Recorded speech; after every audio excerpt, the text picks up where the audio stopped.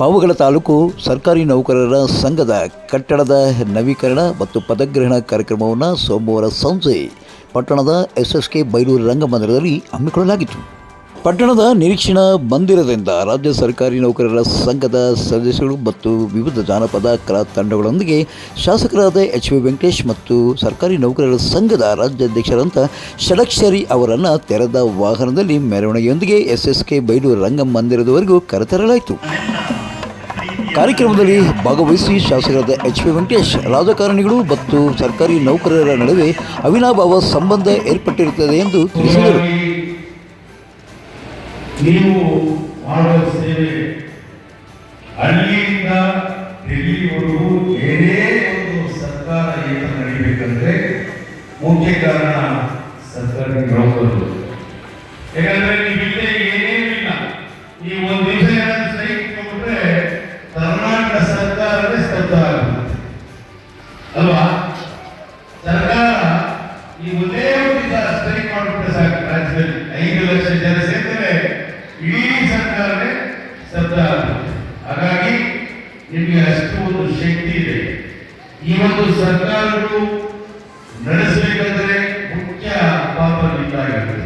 ಯಾಕಂತಂದ್ರೆ ಯಾವುದೇ ಸರ್ಕಾರಗಳು ರಾಜ್ಯ ಆಗ್ಬೋದು, ನಮ್ಮ ಕೇಂದ್ರ ಸರ್ಕಾರ ಆಗ್ತದೆ. ಹಾಗಾಗಿ ನಿಮ್ದು ವೃತ್ತಿ ಜೀವನ ಅಷ್ಟೇ ಕಷ್ಟಕರವಾಗಿರುತ್ತೆ. ನಮ್ಮ ಹಳ್ಳಿಗಳಲ್ಲಿ ಕೆಲವು ನೋಡ್ತೀನಿ, ನಮ್ಮ ಟೀಚರ್ಸ್ನ ಪಾಪ ಅವರು ಪಾವಗಳಿಂದ ಒಬ್ಬೊಬ್ಬರಿ ಇರು ಸಮುದಾಯ ಅಷ್ಟರು ಇಲ್ಲಾಂದ್ರೆ ಬೆಕ್ಕಂಬರಡಿ ಹೀಗೆ ಅವ್ರಿಗೆ ಆ ಹಳ್ಳಿಗಳಲ್ಲಿ ವಸತಿ ವ್ಯವಸ್ಥೆ ಇರಲ್ಲ, ಮನೆ ಬಾಡಿಗೆ ಸಿಗಲ್ಲ. ಅವರೆಲ್ಲ ಹೋಗ್ಲಿಕ್ಕೆ ಕೊಟ್ಟಿಂದ ಹೋಗ್ಬೇಕು, ಇಲ್ಲ ತಾಲೂಕಿಗೆ ಕೊಟ್ಟಿಂದ ಹೋಗ್ಬೇಕು. ಅಂತ ಸಂಬಳ ಅವ್ರು ಓಡಾಡ ಕಲಿಸ್ಕಾಗುತ್ತೆ. ಅದು ಅವ್ರ ಜೀವನ ಮಾಡಬೇಕಂದ್ರೂ ಎಲ್ಲ ಲೆಕ್ಕ ಬರ್ಕೊಂಡು ತಿಂಗಳು ನನ್ನ ಸ್ಯಾಲರಿ ಇಷ್ಟು, 6 ಪಾಕೆಟ್ ಒಂದು ಗೆಸ್ಟ್ ಒಂದು ಪಾಕೆಟ್ ಎಕ್ಸ್ಟ್ರಾ ಅಂತಂದ್ರು ಆ ಒಂದು 37 ರೂಪಾಯಿ ಅಕೌಂಟ್ಗೆ ಹೆಚ್ಚುವರಿ ಆಗುತ್ತೆ. ಅಂದ್ರೆ ಆ ಥರ ಕಷ್ಟನೂ ಇರುತ್ತೆ. ಒಂದು ಕೆಳಮಟ್ಟದಿಂದ ಮೇಲ್ಮಟ್ಟದ ಅಧಿಕಾರಿಗಳಿಗೆ ಸ್ವಲ್ಪ ಫ್ರೀ ಇರ್ತದೆ. ಹಾಗಾಗಿ ಸರ್ಕಾರಿ ನೌಕರರು ನೀವೆಲ್ಲ ಒಗ್ಗಟ್ಟಾಗಿ ರಾಜ್ಯ ಸರ್ಕಾರಗಳಲ್ಲಿ ಏನೇನು ಬೇಡಿಕೆ ಇಟ್ಟಿರ್ತೀರಲ್ಲ ಅವೆಲ್ಲ ನಿಮ್ಮಲ್ಲಿ ಒಗ್ಗಟ್ಟು ತುಂಬಾ ಇಂಪಾರ್ಟೆಂಟ್ ಆಗಿದೆ. ರಾಜ್ಯ ಸಂಘದಿಂದ ಸರ್ಕಾರಿ ನೌಕರರ ಯಾವ್ಯಾವ ಸಮಸ್ಯೆಗಳನ್ನು ಬಗೆಹರಿಸಲಾಗಿದೆ ಎಂದು ಇದೇ ವೇಳೆ ರಾಜ್ಯಾಧ್ಯಕ್ಷರಂತ ಷಡಕ್ಷರಿ ಅವರು ತಿಳಿಸಿದ್ದಾರೆ.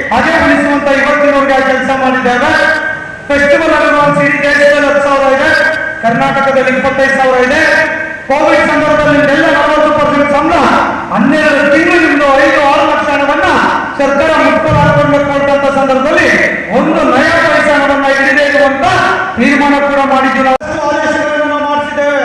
ಇವತ್ತು ನೌಕರರು ರೆಡಿಯಾಗಿದ್ದಾರೆ. KJD ಆನ್ಲೈನ್ ಇರ್ಬೋದು, ಮೊದಲ ಲೋನ್ ತಗೊಳ್ಬೇಕಾದ್ರೆ ತುಮಕೂರು ಹೋಗಬೇಕಾಗಿತ್ತು. ಮನೆಗೆ ಕೂತ್ಕೊಂಡು ಅರ್ಜಿ ಹಾಕಿದ್ರೆ ಸಾಕು, ನಿಮ್ಮ ಬ್ಯಾಂಕ್ ಅಕೌಂಟ್ಗೆ ಹಣ ಜಮಾ ಆಗುತ್ತೆ ಅಂತ ನಾವು ಹೇಳಿದ್ವಿ. ಇವತ್ತು ಅದು ಜಾರಿಯಲ್ಲಿ ಬಂದಿದೆ ಅನ್ನುವಂಥದ್ದನ್ನ ಬಹಳ ಅಭಿಮಾನದಿಂದ ಹೇಳಲಿಕ್ಕೆ ಬಯಸ್ತಾನೆ. ಬಂದಿದ್ರೆ ಚಪ್ಪಾಳೆ ಹೊಡೀರಿ, ಬರಲಿಲ್ಲ ಅಂದ್ರೆ ಕಂಪ್ಲೇಂಟ್ ಮಾಡಿ. 3 ವರ್ಷದ ಕೆಳಗೆ ತುಮಕೂರು KJD ಆಫೀಸ್ಗೆ ಹೋಗ್ಬೇಕಾಗಿತ್ತು. KJD ಆಫೀಸರ್ಸ್ ನಾವು ಭೇಟಿ ಮಾಡಬೇಕಿತ್ತು. ನಿಮ್ ಡ್ರಾಯಿಂಗ್ ಆಫೀಸರ್ ಸೈನ್ ಹಾಕೊಂಡು ರಜಾ ಹಾಕೊಂಡು 2-3 ದಿನ ಓಡಾಡಬೇಕಾಗಿತ್ತು. ಇವತ್ತು ಪರಿಸ್ಥಿತಿ ಆಗಿಲ್ಲ. ನಿಮ್ಮ ಮೊಬೈಲಲ್ಲಿ ಬ್ಯಾಲೆನ್ಸ್ ಬರ್ತಾ ಇದೆ.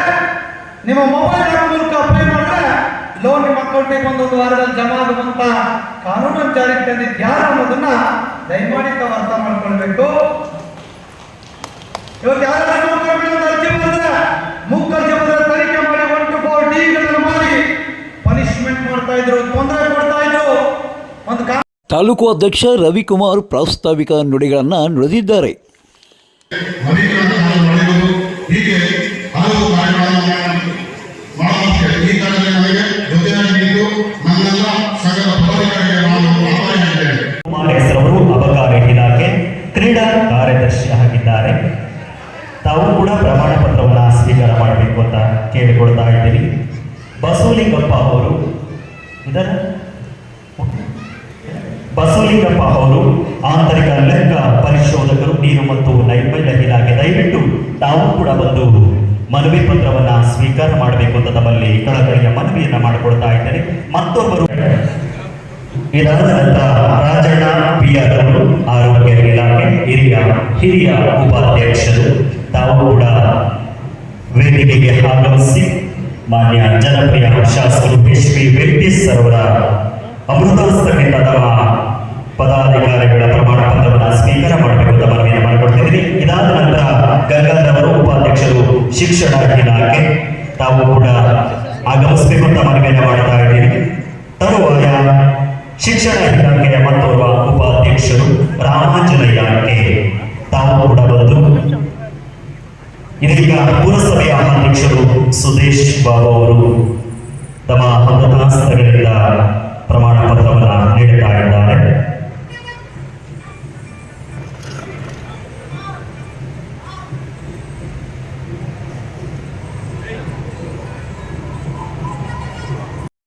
ಪಾವಗಡ ತಾಲೂಕಿನ ತಾಜಾ ಸುದ್ದಿಗಳಿಗಾಗಿ ನಮ್ಮ ಚಾನಲನ್ನು ಪಾವಗಡ ಪವರ್ ನ್ಯೂಸ್ ಎಂದು ಟೈಪ್ ಮಾಡಿ ಸಬ್ಸ್ಕ್ರೈಬ್ ಮಾಡಿ ಜಾಹೀರಾತಿನಲ್ಲಿ ಪ್ರೋತ್ಸಾಹಿಸಿ ಬೆಂಬಲಿಸಿ. ನಾನು ನಿಮ್ಮ ಸತ್ಯ ಲೋಕೇಶ್, ಸಂಪಾದಕರು ಪಾವಗಡ ಪವರ್ ನ್ಯೂಸ್.